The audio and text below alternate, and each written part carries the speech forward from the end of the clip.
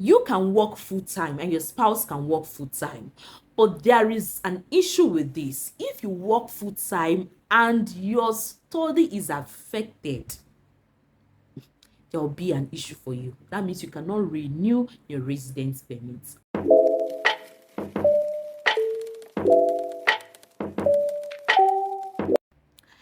Hello guys, welcome to my YouTube channel. My name is Dinma, and today we'll be talking about studying in Europe, a beautiful country in Europe. Application to these schools in this country starts June next month and it's for January 2025 intake. So as you're applying for this June, by January you'll be in this country. So if you really want to move January 2025, watch this video to the end and listen carefully, because if you watch this video to the end, you get every details that you need to go to this country. And this country is a beautiful country. Let's go straight to the business of today.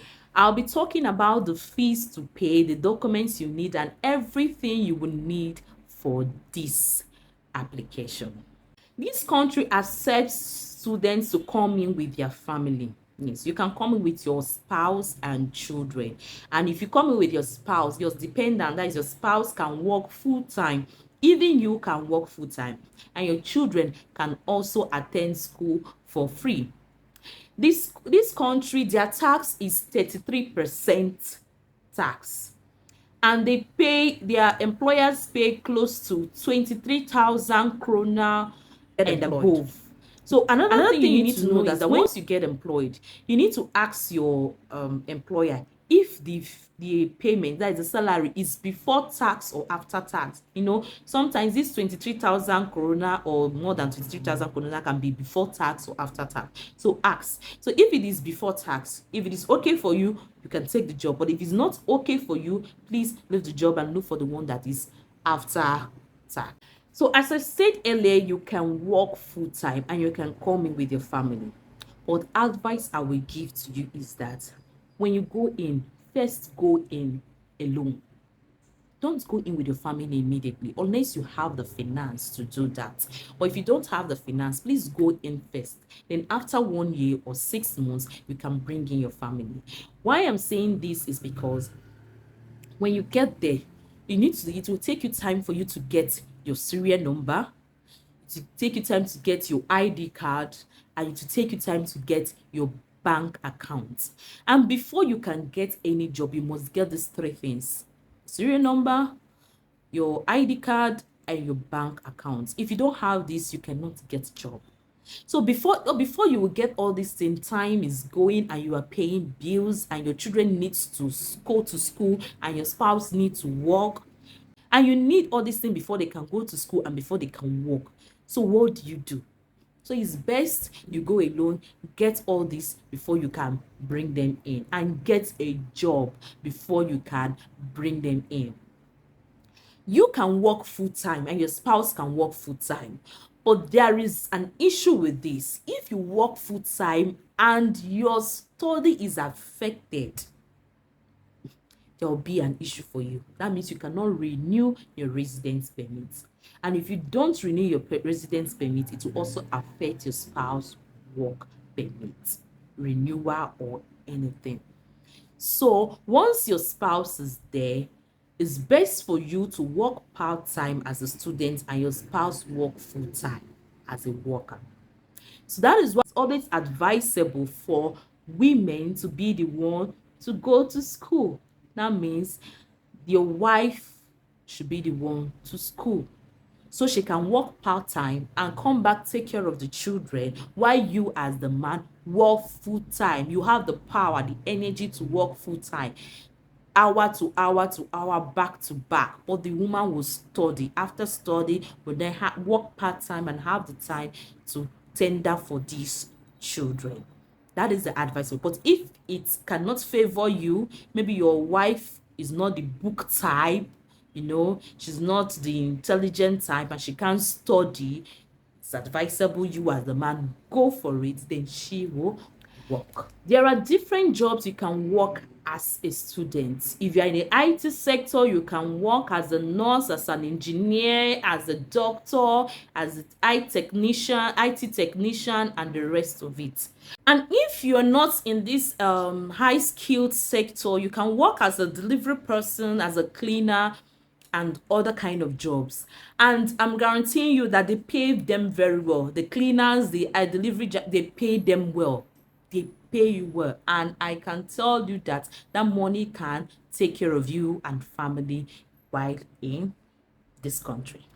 There is a new law in this country that before you get a postgraduate work permit, that you must have a certain amount of money. But first, I will talk about this later.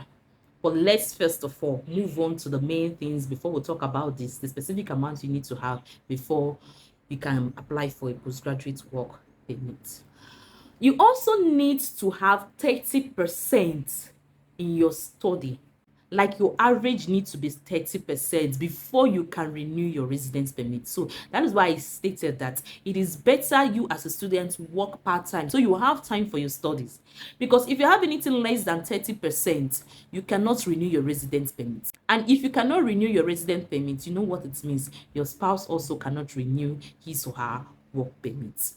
All these things, you as a student are the principal applicant. Anything that affects you affects every of your dependents. So be very, very careful and do the right thing.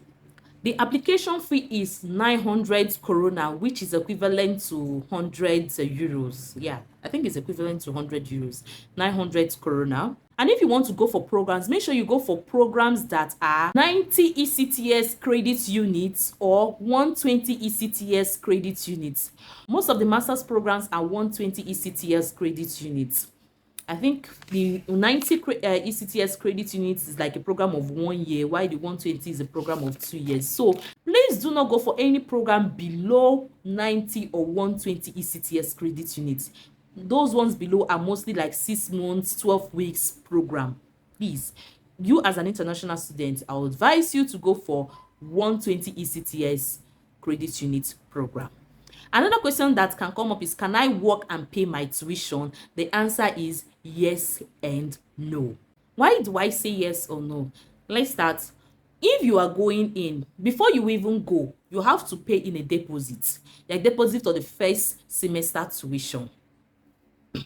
So when you get into the first semester, and as I told you, before you work, you must get your serial number, your ID card, and your bank account.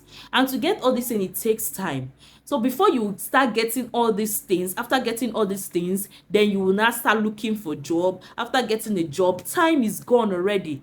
Most of the programs are just 4 months. Before you know, time is gone. When will you have the money to get for the second semester tuition? This is why I said no. The no is that I would advise that when you are coming in, after paying the first tuition, go in with your second tuition fee. Go in with your second tuition fee, so that when you have those time that might give you delays in getting job, you'll be able to pay your second semester tuition fee. Then by then you've been working, you work enough to get for the next year first tuition and then work for next year second tuition. This is the yes and the no. The no is that you cannot work and pay for your second semester tuition fee. The yes is that you can work and pay for the next year, the next section, first and second semester tuition fee. So there will be delays. It's not like when you get there you get a job. Some go in and get a job immediately and some don't. So do not take that chances. Go in with your second semester tuition fee and then plan to work for the next section tuition fee. Now, how do you apply for this program or for this school? You go to the website, which is universityadmission.se. Create an account. Fill in the details, all the necessary things they want you to fill in: your name, date of birth, everything. What do they call it? Your passport details, everything. There'll also be where you can upload credentials. You upload every credentials that is needed. Then after, you cannot choose a program, and as I stated earlier, please choose a program that is not less than 90 ECTS credit units. Go for, most masters is 120 ECTS credit unit, so go for 120 ECTS credit unit, which is 2 years program. 90 is 1 year, so just go for the 120 ECTS credit units. In this application process, there is date for everything. There is a date for you to make your payment, your application fee.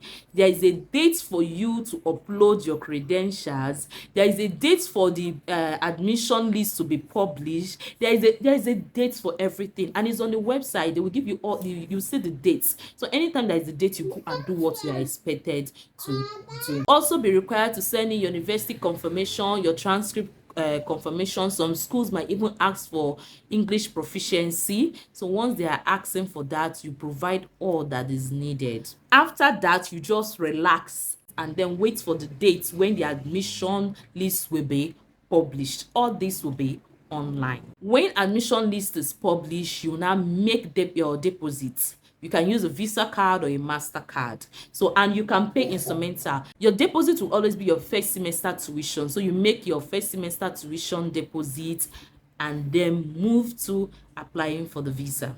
Another thing you need to consider is proof of fund. This country do not accept organization to sponsor you. Anybody that is to sponsor you must transfer that money into your account. So you must show your statement of account, and every money that you need to use as proof of fund must be inside your account. Though this country is expensive, but it is worthwhile. And I will tell you, relocating is not cheap. Relocation is not cheap. Even if you want to go just Ghana here, Cameroon here, it is not cheap. So be ready to commit and beautiful financially. So consider moving to this great and beautiful country called Sweden. Sweden is a great country, and family is well recognized. They will allow you to come with family. Your spouse can work full-time, you can work full-time, but be cautious about it. You as a student working full-time, your children can study free. This is January 2025 intake, so the admission starts Saturday is June. I'm making this video Wednesday. This is May ending, so, and the application starts June next month, and the intake is January 2025. So once it is June, start apply. Every link you will need will be at the description box for references. If you are using sponsorship, make sure your sponsor transfer all the money into your account. You must have that money in your account. That is the law and policy of Sweden. There is also scholarship. If you are qualified, you will get the scholarship. The scholarship is Sweden Institute Scholarship. It is for everybody. So if you are qualified, you will get the scholarship. So go look out for it. If this intake is qualified for it too, you will be opportune to be qualified for the scholarship. So guys, as if you have watched from the beginning to the end, I want to thank you very much, and I'm happy for you because I know you got every details, and you will be doing this perfectly well. So I wish you all the best. Go on and put up your application and come back to testify. So guys, we've come to the end of this video. Please do not forget to subscribe, like, and share. If you have any questions, please put it down in the comment section. I'll be ready and available to answer all your questions. Thank you guys for watching. Bye.